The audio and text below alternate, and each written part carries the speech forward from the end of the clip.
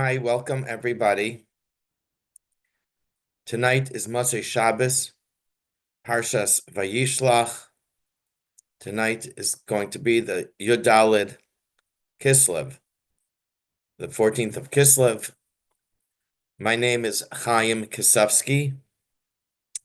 I live in Longmeadow, Massachusetts, next to Springfield, Massachusetts. And it is the fourth Yahrzeit of our mother, Reitza Kosofsky. We're Kanai Nahara 9 siblings, and we live around the country and in several other continents as well. Our parents, Aleim Shalom, were born in Chicago in the early 30s and lived there until the mid 1980s, until they were until the 2014, when they were in their 80s. And none of us settled in Chicago. We live, as I mentioned, we live around the world, and therefore we know that we're not aware of many of the of the relationships people had with our parents. We know that many people had different types of personal interactions with them, experiences, conversations, discussions. And they had a great influence on the Chicago community, the Jewish community in Chicago, and especially the Chabad community in Chicago. Therefore, it is extremely meaningful to us to hear anecdotes, to hear feedback, to hear of people's personal interactions with them. So I've arranged for this Zoom meeting over over Zoom, so that we could so that people can share and talk. We've reached out to the community in Chicago, to the women in Chicago. I invite people to join and to share. Remember to unmute yourself, to turn off your mute button, and I ask that you state your name, introduce yourself, and share what you'd like. Tomorrow night and Monday is the fourth Yahrzeit for our mother. The 15th of Kislev, she passed away in Tavshin Pei Aleph in 2020, in December 2020. And I want to thank the people who joined for being prompt and on time. Sharon, I see you have your name is posted. I'd love to hear what you have to share with us. So I'm Sarah Miller. I don't know. I go by both names, Sharon and Sarah. So I go back a long time because I was a Skokie Valley kid, and your mother did the Bas Mitzvah Club there. So I went on Sunday mornings. I loved going to Talmud Torah there. I hated going to regular public school. And, my Baruch Hashem, my father was always willing to drive. He got tickets along the way, but he would drive to Skokie Valley. He would sometimes he would go to help make the minyan there as well. But so Mrs. Kosofsky had a Bas Mitzvah club for Bas Mitzvah age. And we had a breakfast there. And I think we would daven a little bit and she would learn something with us. I can't remember the details. It was like a couple of weeks ago. And actually, I went to camp with Nechama, with your sister Nechama also. and then all different kind of steps in my life, NCSY, and led me to to be more than just traditional like my family. And I went to Stern, and then I ended up by Hashgacha Pratis getting a job in Crown Heights, and seeing and meeting the Rebbe and everything. And I got married, and came back here. But I remember coming back. We lived in Crown Heights, and meeting up with your mother, Aleha Shalom, at the parade for Lag BaOmer. And I was so happy to see her and to get to know her again. And then we ended up moving here like 36 years ago to Chicago. So, and I have to say that your parents, Alehem Hashalom, paved the way for families that moved here and took advantage of the community. It was I knew Rebbitzin Hecht also from Hebrew school at Skokie Valley, and it was just amazing. Everyone who was connected to the Rebbe did like amazing things, went out of like their natural kalim to make sure to have an amazing influence.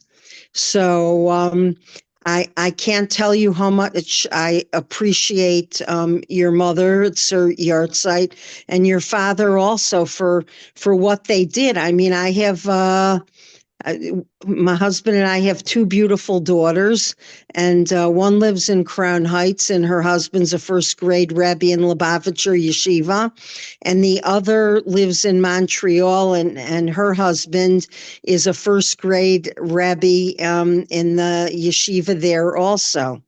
So, and they're raising their kids, Baruch Hashem, B'li Ayin Hara. So, it's not only an influence from a bas mitzvah club and beyond, it's like a lifetime relationship, friendship, and influence for generations. It's already on the third generation.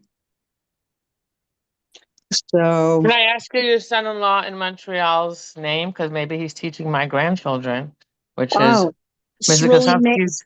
Sruly Mankus. Yeah, for sure. He is so Mrs. Kosofsky's great-grandchildren's teacher. There you go. Oh, wow. Okay. Amazing. Amazing. That's full circle. Yeah, it is. It's very, very amazing. So and thanks to all the kids in the family who like had their parents, but between free and other things that the Kosofskys were always involved in. Very amazing. Very amazing. Thank you. So when my mother taught the Bas Mitzvah Club, it was around the time that she got married, or within the first few years? No, because I'm Nechama's age. So it was I'm trying. So basically, it was like about 1963, 1964, around then. Oh, I'm okay, right. I'm not thinking. So, It's okay, don't worry. okay. I consider I'm a young dinosaur. Never mind. We all are at this point. Okay, so it was around the time that my sister Nechama would have been 10, 11, 12 years old. About 12, 13. In Okay. Skokie Valley, you had your bas mitzvah at 13. And you got to chant a Haftorah on Friday night. So never mind. Yeah, it was traditional. Yeah, Chicago has traditional. Other places don't have that. Mm-hmm. Okay, which is I like which straddles between conservative and Kind of like orthodox. conservadox, but a lot of kids from Skokie Valley ended up Baruch Hashem from. Okay. And you So said you said your mother you met my mother at the Lag Baomer parade. That was in New York, no, it was in Chicago. the Chicago parade. I came with my two daughters to visit. Let's see. Um, Toby was about 3.5, 4, and Chaya was 6 months old, and they ended up getting chicken pox. So whatever, but we came to the parade. They got it after. But yeah, it was really, really nice. I Um, remember it was by the it was on Pratt, like by the old academy. Now it's the Weitzner Cheder here. mhm. Okay. Okay. And so then you reconnected with her after you moved back to Chicago. Yeah, and she would always come to Mrs. Turin's Tanya classes, and then we had the Tanya classes at your house, at your parents' house, and yeah, it was whatever she could do, she would do, and the walls of that house were so special with all the Fabrangans and I was a recipient. We got for our kitchen, we got a speaker phone after we moved here because the Reitzes would send us from them the Fabrangans. Everything was over phone. Okay. So when the women had a Farbrengen, you were able to hear in your house? No, the Rebbe's Fabrangans. Rebbe Farbrengens? So your parents would get it in their house and then send if there if people would send it out. I don't know if it was 3 calls or 5 calls you could connect to or whatever. So it was like a chain. And then people would get and we listened to the Fabringen, obviously when it was a weekday. Mm-hmm. Okay. Wow. Wow. I wasn't aware of that. That they had Yeah. Uh-huh. So I think your parents were the ones who fed it out. okay. Okay. Wow. Wow. If I could interrupt here, there's this story. I'll put my camera on. It's okay, you can see me. Um, so your mother told me this the first time there was a Farbrengen that was broadcast. I guess in your house, it was somehow some weird way through like a speaker through a tape recorder or something. I don't know. A Rabbi Hecht and somebody figured it out, and it played not because there wasn't such thing, I don't think, as a speakerphone, but somehow it played through the speaker through this tape recorder kind of thing, and I that was like a big thing. It was a reel to reel Yeah. that my father had, I think, on permanent loan from Jack Katz, from Yankel Katz. And the reels were in the basement for as long as my parents lived there, and the tape recorder was there. It was about so big, a big square thing, and it had a speaker on it, and that's how the sound was amplified. It's hard to believe now that the communications and PR systems have changed so much. Okay. Thank you. Thank you. Now there's someone here who is on early who doesn't have her name on the screen. We would love to hear what your memories are. If you can hear, if you're listening in, if you can hear my voice.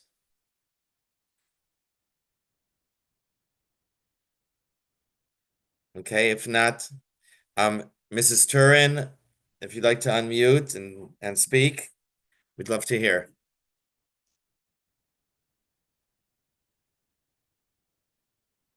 Sorry, a lot going on here, so it's a little noisy, but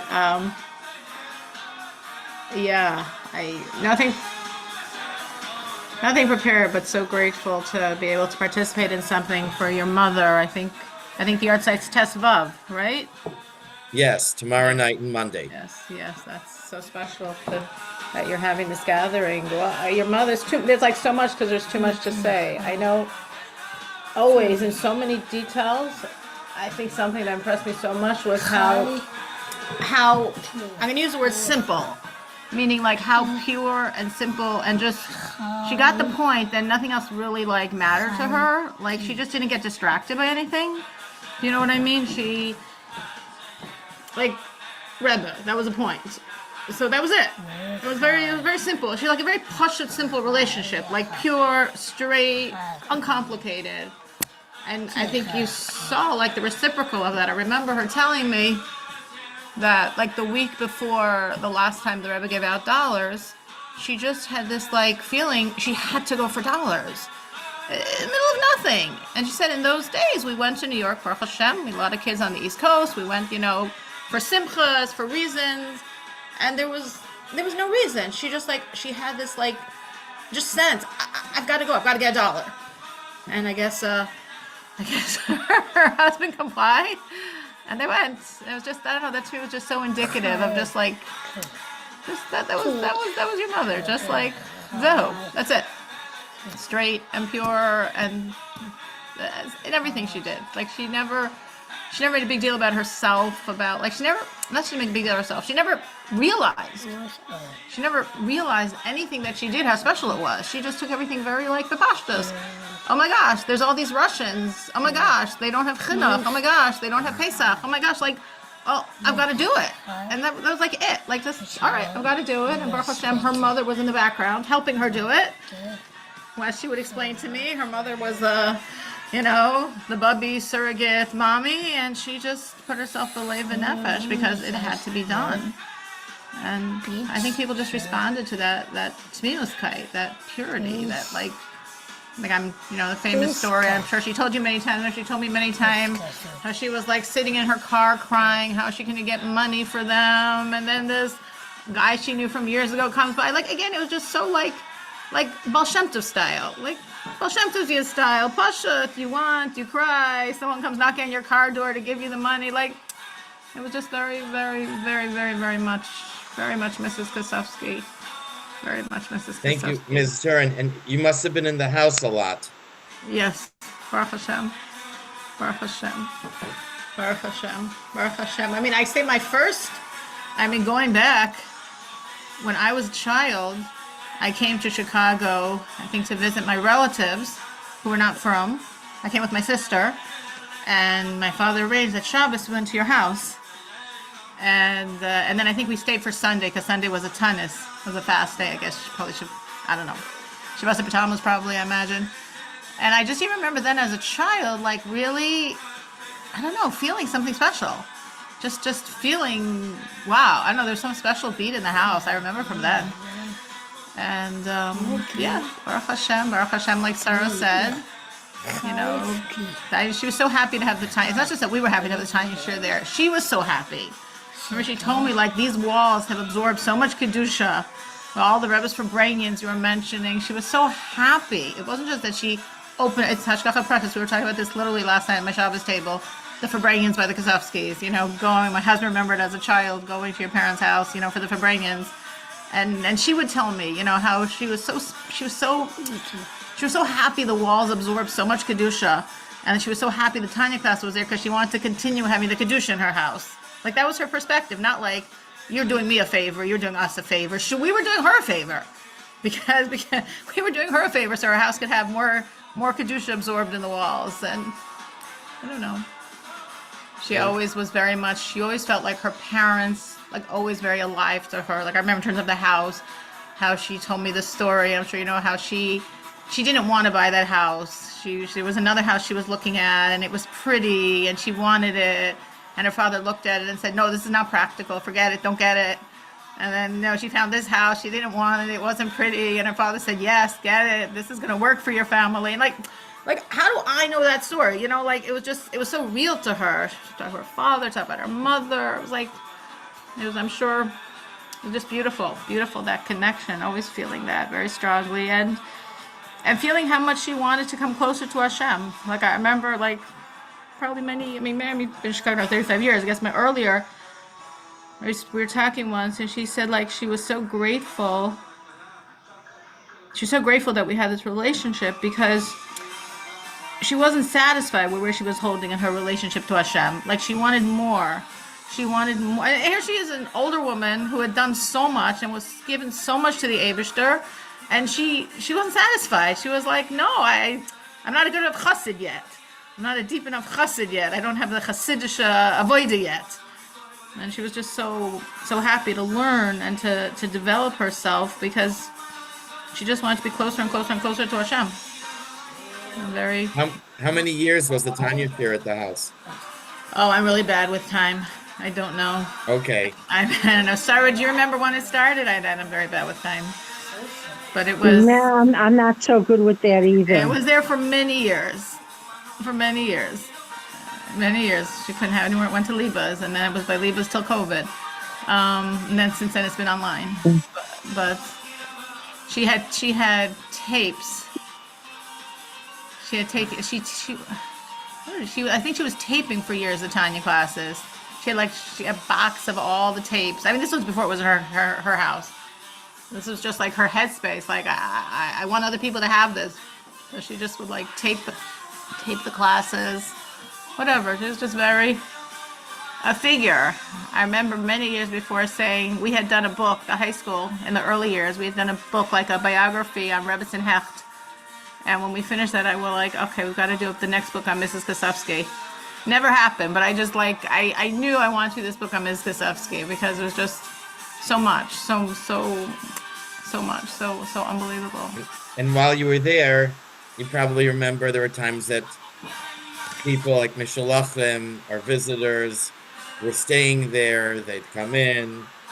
Tanya's here in the dining room, and the visitors would be eating in the kitchen. Yeah, I mean, Chabad house, Baruch Hashem, a beautiful Chabad house, You can have a shiur in one room and people eating in the next room, and your father doing things in the kitchen. She could be in the dining room with the shiur, and your father could be working in the kitchen. It was a very special relationship there. Very, very special. Very special. And yeah, but I mean, many things she said, I remember, I think about, just her whole perspective, so many issues, just very like it's supposed to be, pure and straight and uncomplicated and just Ibergegeben. I mean, she was very, very, very Ibergegeben and very, she really pushed, she pushed her father, both of them were just totally committed, totally devoted, just like wanting whatever they could for the high school. I mean, Lev and Nefesh, just there, really there, totally, both of them. I know that they, the girls from the high school would dorm by them. Yeah, that goes back to the very beginning. That was like my first classes, talking about yes, they had that, and then they had everything there. I mean, I remember we were filming a video. We needed a room. I don't know why, a certain type of room. We came to your house. We filmed it there. Like, no big deal. Nothing was ever a big deal. It was always no big deal. There has to be for bringing, no big deal. When someone started. I'm being interrupted. This is a good time. It's empty. You want me to come on? When Simon Tzedek started, they had the classes in their basement. Like, no big deal. I mean, you're talking about an older couple, little kids. I'm sure they weren't like the most perfectly quiet. I'm sure they weren't the most perfectly clean. I mean, they weren't when they were in my house. And no big deal. No big deal. There's a need, no big deal. And that's, it's just, I mean, like, who does that? Who wants that? By her, it was the pashtus. There's a need. I can help. This is what I'm here for. Lot mamish. That was her perspective. This is what I'm here for. Thank you. I have a friend whose wife was in Chicago for a summer, and she said they needed a place to hang out and to do work that the counselors do. They would come to our house, and I guess they would work in the basement. It's a place to hang out. I guess the basement had a lot of a lot of different ways of being part of the whole Kosofsky Chabad house situation. You know, Hello. Yes. Hi, it's Minna. Hello, I Minna. want to mention though that when our parents had only little kids in the house, they didn't open their house for so many guests or anything. Then they had to send more on us kids, and we didn't. The oldest happened later when when there were teenagers in the house. It was like our family had three different decades. We had like three different families. We had the older three children, middle children, and the younger children. There's So, so yes, the there are 23 and a half years from the oldest to youngest. and like they changed over the years. Their work changed over the years. That's what I wanted to say. That Yes. there's always good things. I'm just saying that when they had the responsibility of only small children in the house, they didn't focus so much on the other people. They gave the time for their kids, for their children. That's very important to recognize that not everybody is doing everything at all the same time. That there's different periods in your life when you do different things. That's all I want to say. Okay. Okay, good. Thank you. Now, Sarah, I know you would walk my mother home from the Sikha class every Shabbos afternoon and make sure Shabbos afternoon, there was a Sikha class for women. And you'd often walk my mother home, made sure she got home okay. Maybe it was icy outside. I don't know. I went to your mother to learn together, but I don't, oh, maybe just only one time. Yeah, no, I wasn't the one who walked her home from those Shabbos afternoon classes because I lived north and she lived south. Maybe Rebbetzin Goodman. Yeah, I yeah, remember no. at least once that It could be. yeah, It okay, could maybe you be. stayed I to do learn think after that. Rebbetzin Goodman and Yeah. her would walk together. I do remember that. I remember her going to Rebbetzin Goodman's house, like even going to shul. She would go to Rebbetzin Goodman, and then the two of them would go to shul together. I do remember that. No, I do remember that your mother saying that she and your father would pick up rabbits and Goodman and to walk her to shul. I remember that, but that was, yeah. Mm-hmm. Okay. But you learned sichos with my mother. Right. There was a time when she said, "Oh, I really want to start learning sichas." And I said, "Oh, okay, maybe we can do this." And so it started out during the week, and that's when she had the school in her basement, the Tzemach Tzedek school. And so there were, I think maybe there were still teachers around their kids. And then, yeah, and that must have been, oh gosh, about like 19, almost 20 years ago. Because my youngest was about 2. Yeah. Mm-hmm.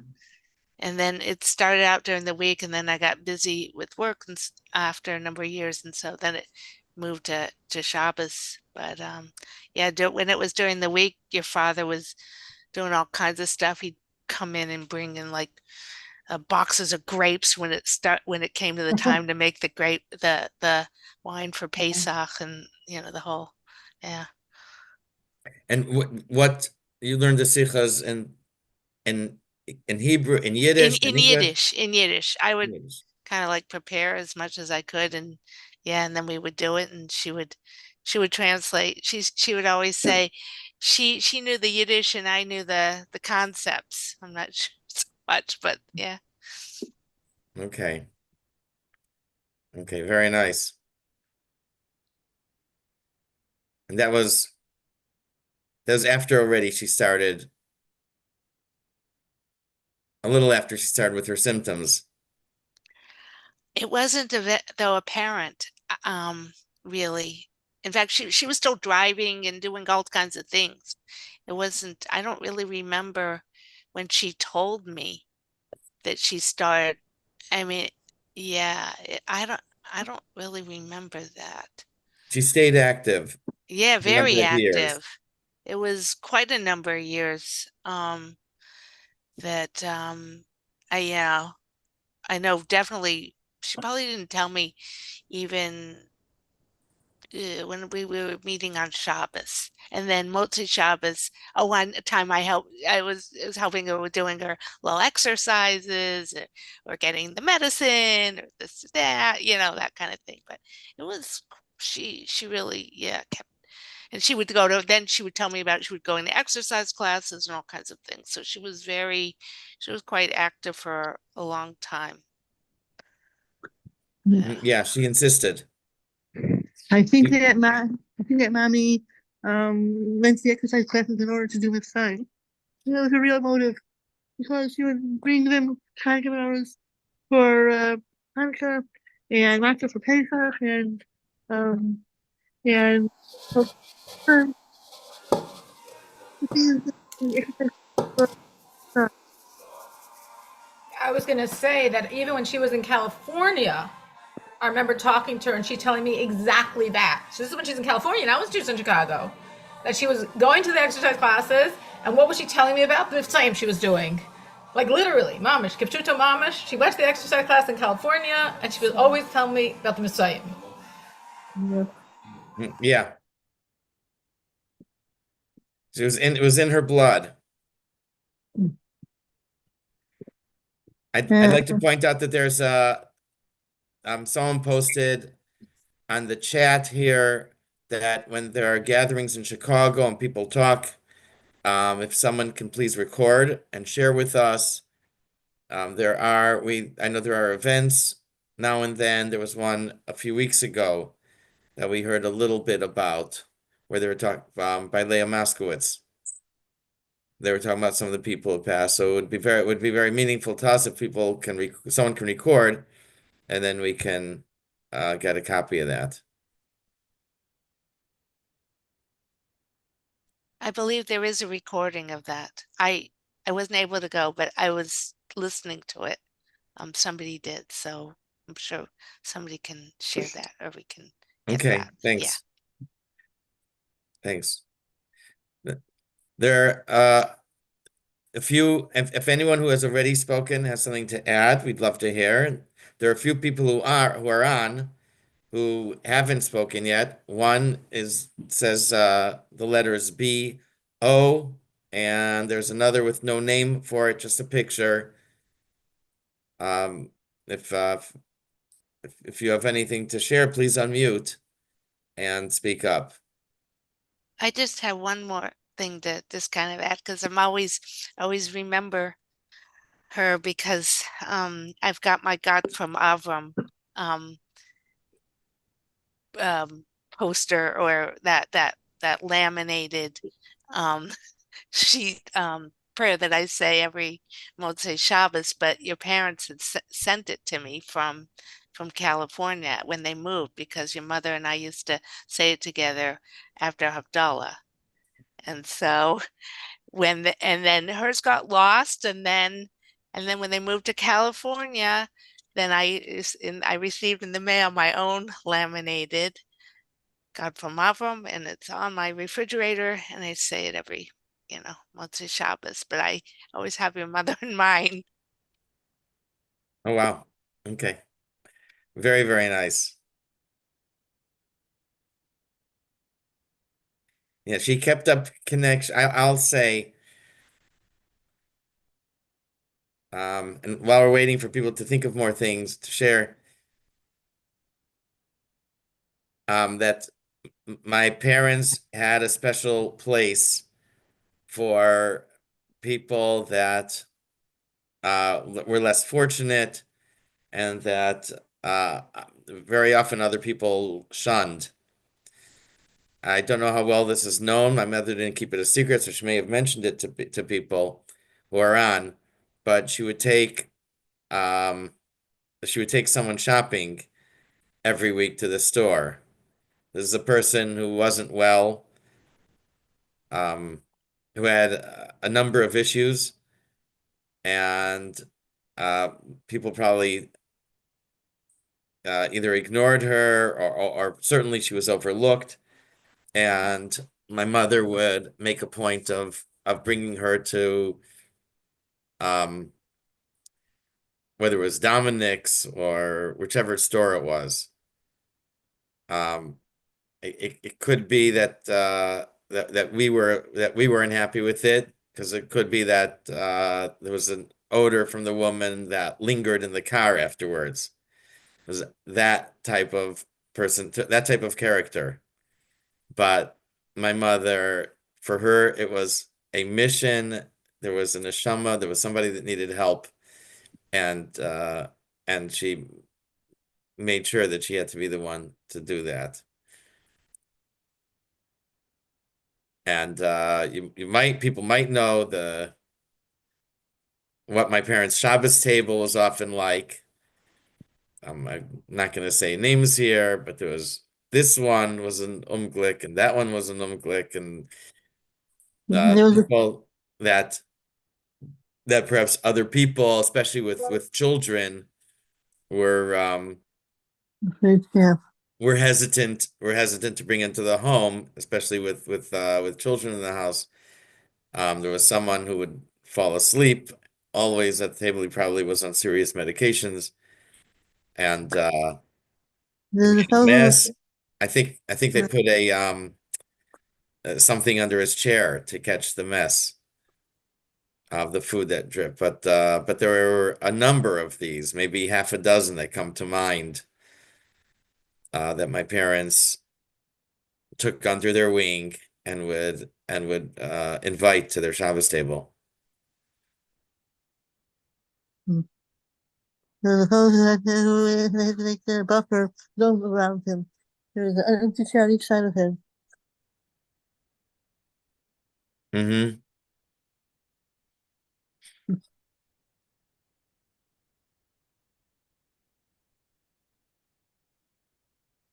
Yeah. Okay. If anyone else has something to share, we do thank everybody who's shared so far. We'd love to hear more if you have personal experiences.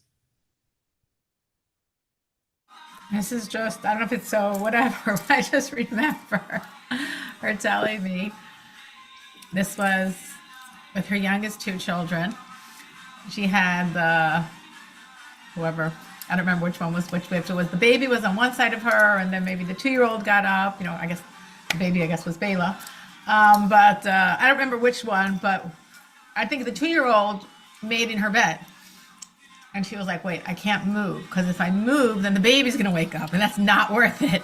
So she was whatever she told me, I don't remember, whatever point in her 40s, she's on a wet, cold bed with a 2-year-old on one side, a baby on the other side. And why was she sharing this with me? Because she was saying, and I said, and then she said, you know what? They all grew up, and they all, gave so much nachas and are so wonderful. And I think her sharing it was sort of like sort of the sense of you know what? You have little kids, you have little stuff going on. Sometimes it seems overwhelming, but you know what?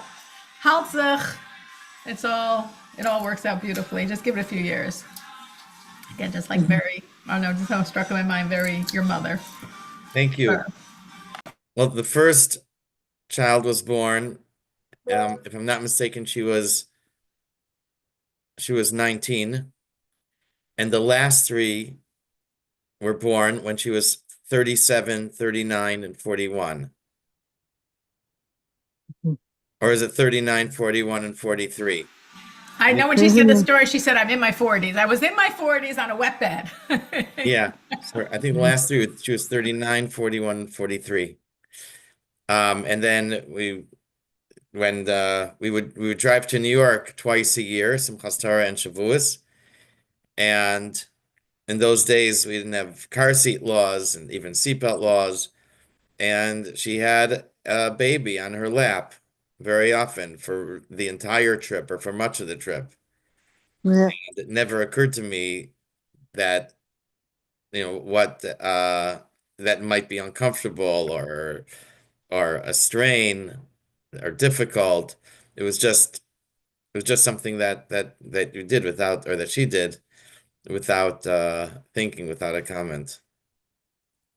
That's interesting because she would tell me when she told me like how they would drive to New York. And I thought she said they put the baby in a box.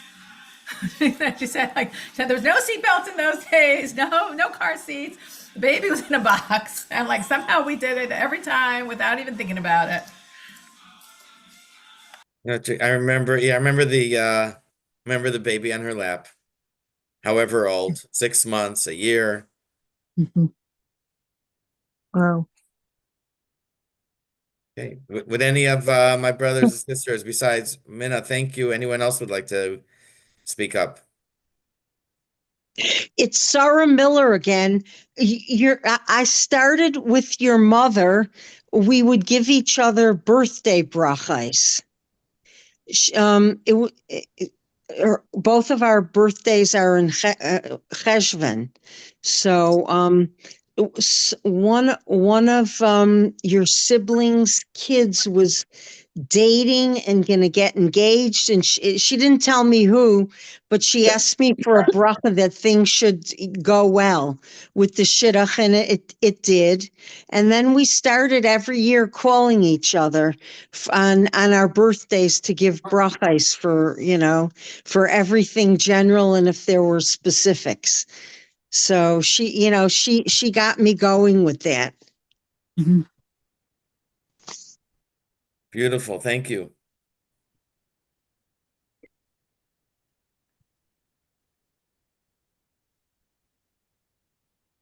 Thank you. Okay. Anyone else would like to share? We'd love to hear if Yeah, Rabbi Kosofsky. yes. Hi. First of all, good luck. So I first met your mother, I think in 1990, which is shortly after we moved to Chicago. And a year later, I started working at Free. And I started in June.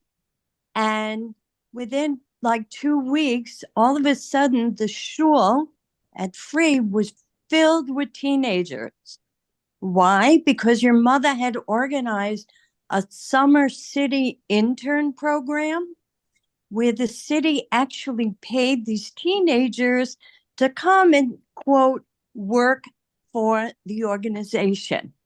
So, what did your mother organize? They had davening, they had Torah classes, they learned Nigunim, they took them on trips, but when the city inspectors were coming to make sure it was a legitimate program, all the Torah books were pushed aside, all the posters were taken down, and they lined up the sheets for the Shalom Russian newspaper that the Pazins were running. So the city inspectors would only see this work.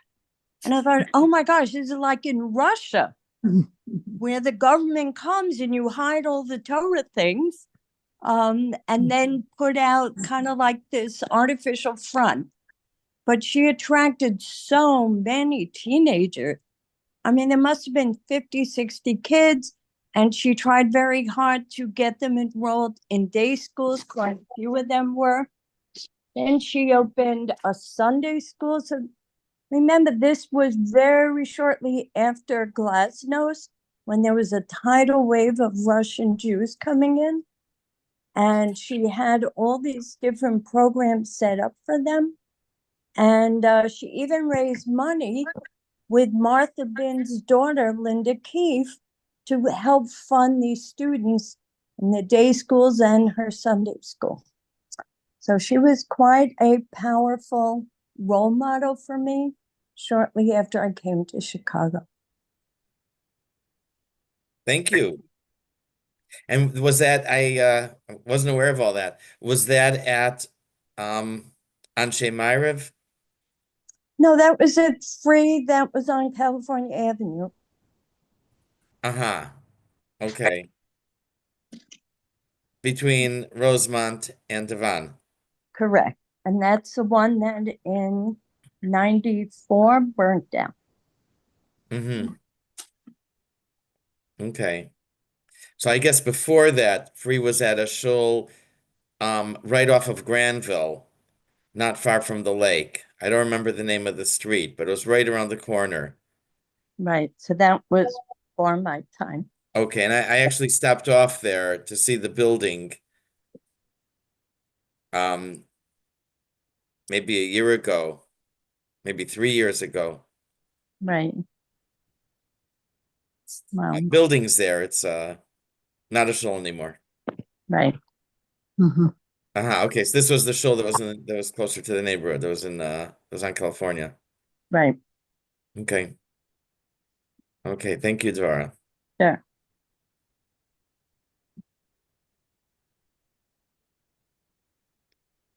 Okay. Oh, and I was also her bookkeeper for the Sunday school fundraising. For how long was that? Maybe 3-4 years. What do you remember about the Sunday school?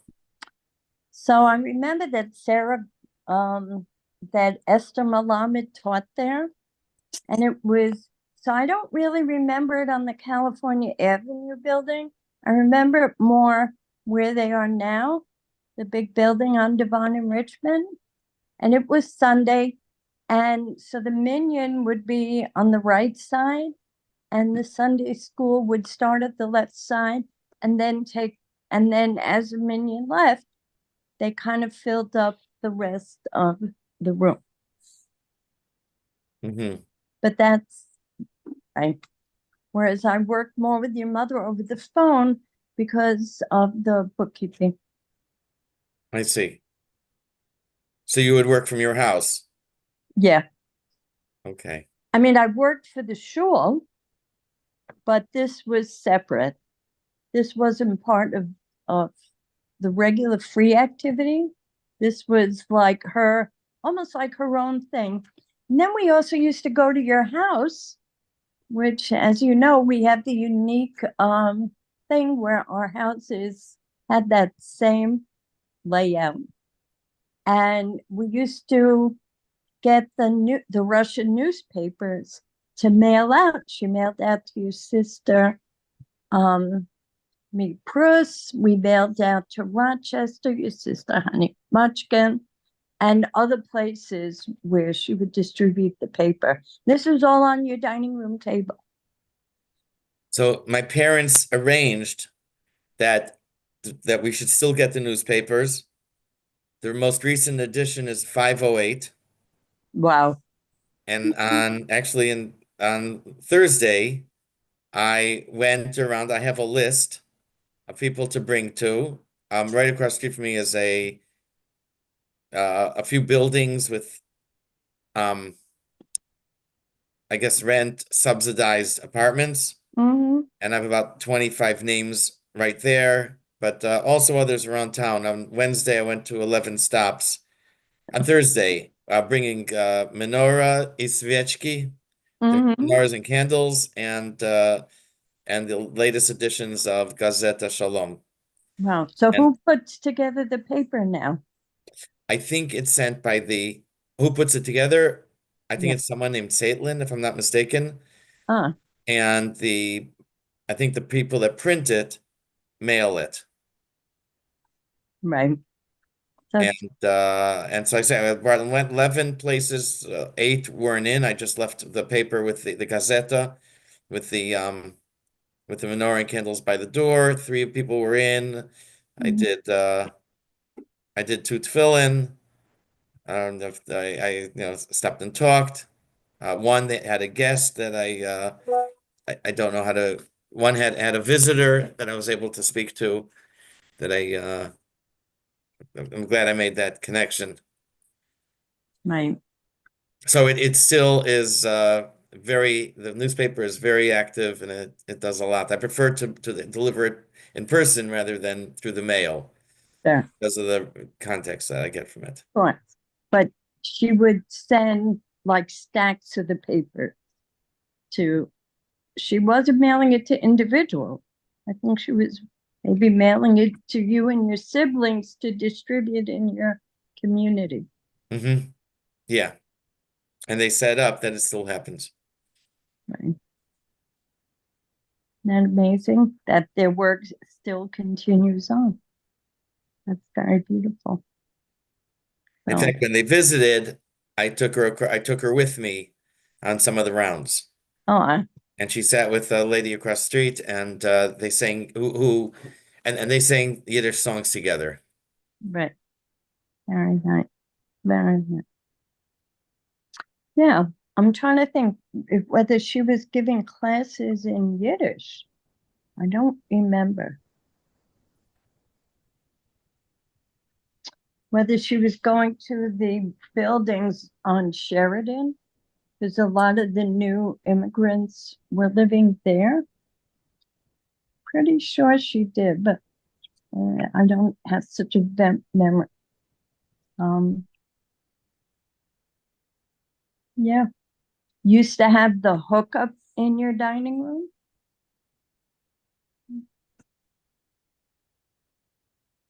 I think, right, in the very early years, we went to your house. You remember that? It was still in the house then. Mm-hmm. What year did you move to Chicago? 89. So they had an also Chabad house then was on Devon and Troy maybe. They also had hookup there. So it was those two locations. There may have been more, but those are the two that I remember. But I do remember being in your house. Mm-hmm. And she had this very, very special relationship with the next door neighbor. If you were going in your front door, it was a woman who lived on the right. She was a Holocaust survivor. And your mother was so sensitive that because whenever we came to the house, it had to be very quiet because this woman would get like rattled if she heard noises. And we're talking, obviously, it was 40, 50 years after the war, but your mother was so sensitive to her. I don't remember her name. Mrs. Klein. Yes. And as she got older, the trauma from the war, I think, affected her more in her last years. Ah, right. Right. Wow. Mhm. I believe it's 4 years. Mhm. Yeah. Mommy explained to me that Ms. Klein would have nightmares when she would be woken up suddenly. When she would wake up suddenly, she would get very scared. So that was why she didn't let her go through the front door. I was like, Mrs. Klein's bedroom window, and she would wake up in the morning, like half awake, and like start having nightmares, or night terrors, whatever. Oh, Yes. Okay. So I'd like to thank everybody for contributing. We appreciate it very, very much. It might show on your screen that it's been recorded. So we have these memories able to share with the family. And certainly anyone comes up with anything afterwards, feel free to record yourself on WhatsApp oh, and share. thank you. Okay? Thank you for this opportunity. Okay, good And Vach, sure, she has a everybody. Aliyah, And and I'm like sure I she's say, doing so much for your family up there. She's such a pusher.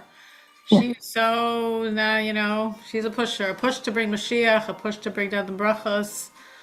So, so proud. Something else she told me, I guess this is just for the family. I wouldn't say this in a public setting, but for your family. Remember, she once said to me, I don't remember how she phrased it, but she said, look at us. We're such simple people. How do you think my children married, like all the, I don't know if she used the term Gezha, but the Gezha of Chabad. She said, like the Rebbe Black Nishka. I don't remember exactly the words she said. So I don't want to say the words, but the sentiment was that, like, the Rebbe, the Eibishter, they always pay you back. Like, and she looked at her children and she looked at their families and her nachas, that all her kids and on shlichus. And she said, like, The Eibishter always pays back, and she felt the payback was with her children, with their shidduchim, with their lives, with their shlichus, and that was her payback. Yeah, Proud thank of all you. of you. And I should add before we sign off that my parents felt very attached to the community in Chicago. They stayed they stayed even as their health and their abilities diminished, and they were not able to take care of themselves that well. For us, we children tried to get them to make a decision to change their situation, either to move to an assisted living or to move to one of us. And they were very torn because even my father stopped driving, wasn't able to drive anymore. And my parents were out of the hospital, but they were very, very attached to the Chicago community. And they said, this is our community. These are our friends. We've done so much together. And that's why they were so reluctant to leave until the situation got really tenuous. And my mother had been in the hospital. The doctor, Dr. Weiss, wrote her a note, and they left. My niece went to help. They packed a few suitcases and left. Yes. And that was because they felt the great attachment to the community, and that's all the support, as Aaron Wolf says, what they had done for other people, and then when the time when they needed that people did for them. So we appreciate the community very much. As you might know, there's the Otzer HaChachma computer in Bnei Reuven was donated by us in their memory, and also our family has a brick in Aaron Wolf's Chicago into the CMC in memory of our parents. Wow. Beautiful. So I'd like to wish you all. So my parents' memory should be for a blessing. My mother's memory, and she no doubt is pulling strings for brachas for family and for the community in Chicago, and together all of us should bring her much nachas. Well, to her personal involvement in our family and the brachas she brought to Dopey. Also, Chaim, tomorrow is Menachem's third Yahrzeit. So I just wanted to kind of mention his relationship to his father. So every year, Rosh Chodesh Kislev, I just picture the two of them. Your father would cook roast beef, and my husband would do the prep work. Very sweet. So, Baruch Hashem. Yep, should just. It's very special, and yes, and he should bring brachas for the family. Amen. Amen. For everyone. And the one bracha we really need. Just bring on the Geula guy. Amen. Okay, good luck. Can I say one last thing? I'm going to say one last thing. That the chassid is somebody who changes the nature of his personality.